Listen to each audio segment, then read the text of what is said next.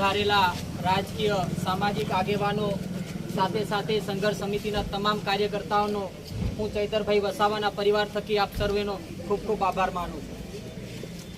આપ સૌ જાણો છો તેમ ગુજરાતની અંદર આદિવાસી વિસ્તારમાં માનનીય શ્રી છોટુભાઈ વસાવાની વિચારધારા પછી જો આદિવાસી સમાજના હક અને અધિકાર માટે બંધારણમાં આપેલા પ્રાવધાનો માટે જો અવાજ ઉઠાવ્યો હોય અને આદિવાસી સમાજના યુવાનોને જાગૃત કર્યા હોય તો એ માત્ર ને માત્ર ચૈતરભાઈ વસાવા છે। ચૈતરભાઈ વસાવા પોતાના પરિવારની અને પોતાની ચિંતા કર્યા વગર હર હંમેશા માટે એસસી, એસસી અને ઓબીસી સમાજના દરેક મુદ્દે જ્યાં જ્યાં અન્યાય થયો છે ત્યાં ત્યાં ન્યાય માટે લડવાનું કામ માત્ર ને માત્ર ચૈતરભાઈ વસાવાએ કર્યું છે।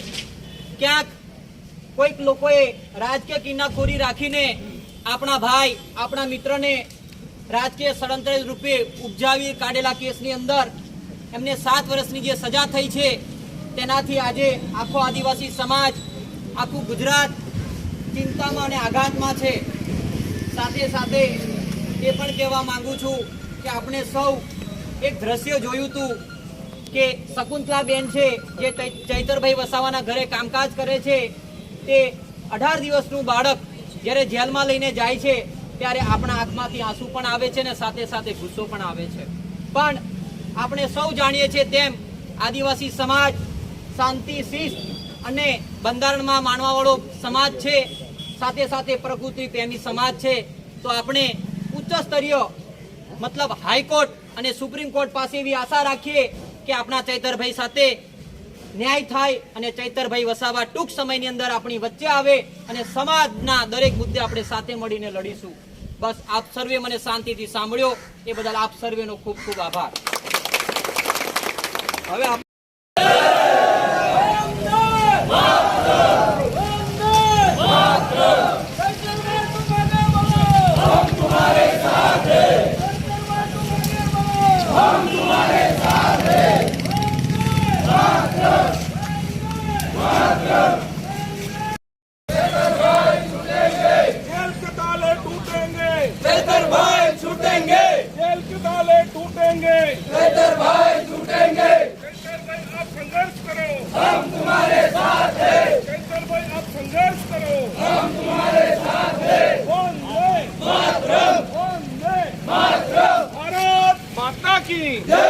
भारत माता की जय।